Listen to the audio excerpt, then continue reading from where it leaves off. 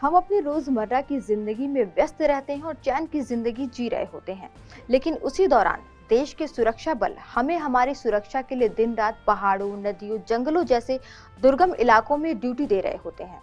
इन जवानों को आंतरिक उग्रवाद से निपटना बड़ी चुनौती होती है, क्योंकि अपनों के बीच इस तरह के उग्रवादी को पहचानना काफी मुश्किल होता है। लेकिन पिछले कुछ साल में सुरक्षा बलों द्वारा चलाए गए ऑपरेशन की वजह से देश को बड़ी सफलता मिली है।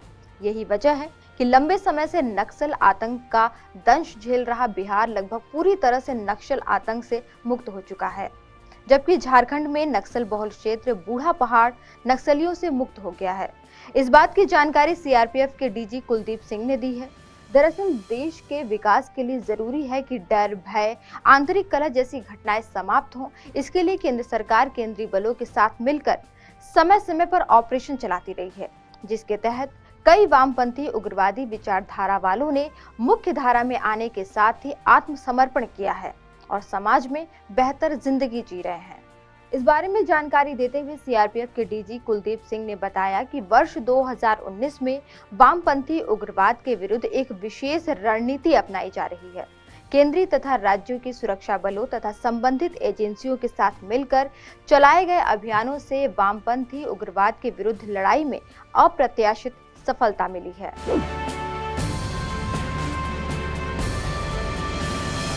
उन्होंने बताया कि सुरक्षा बल बिहार, छत्तीसगढ़, झारखंड और मध्य प्रदेश सहित विभिन्न राज्यों में भी कई ऑपरेशन चलाते रहे हैं।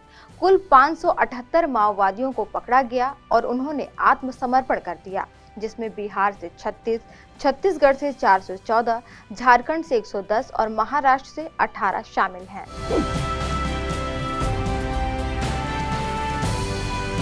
सिर्फ बिहार ही नहीं बल्कि सुरक्षा बल झारखंड तथा ओडिशा में भी सुरक्षा वैक्यूम को समाप्त करने में बहुत हद तक सफल हुए हैं तथा इन राज्यों में वामपंथी उग्रवादियों के गढ़ों को ध्वस्त करते हुए सुरक्षा वैक्यूम को पूर्ण रूप से भर लिया जाएगा।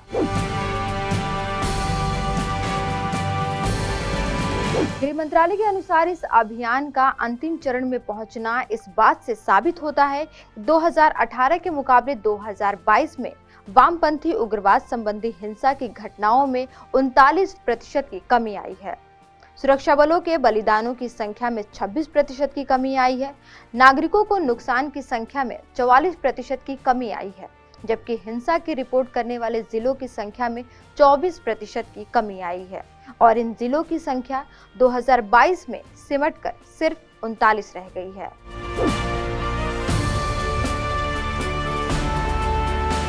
अब जान लेते हैं कौन कौन से ऑपरेशन चलाए गए हैं। वर्ष 2022 में वामपंथी उग्रवादियों के विरुद्ध लड़ाई में सुरक्षा बलों को operation octopus, operation double bull, operation Chakrabandha में अप्रत्याशित सफलता प्राप्त हुई है। यह सफलता इसलिए भी और महत्वपूर्ण हो जाती है क्योंकि इनमें से मारे गए कई माओवादियों के सिर पर लाखों करोड़ों के इनाम थे, जैसे मिथिलेश महतो पर 1 करोड़ का इनाम था।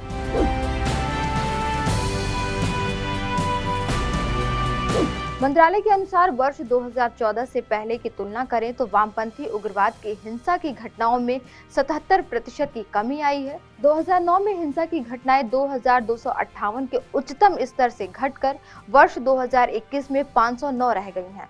हिंसा में होने वाली मृत्यु दर में भी 85% की कमी आई है।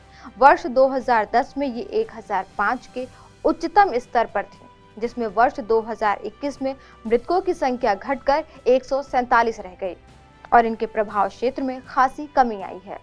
इसके साथ ही माओवादियों के प्रभाव क्षेत्र में भी काफी कमी आई है और वर्ष 2010 में 96 जिलों से सिकुड़कर 2022 में माओवादियों का प्रभाव केवल 39 जिलों तक सीमित रह गया। आज की वीडियो में इतना ही। देखते रहिए PBNS।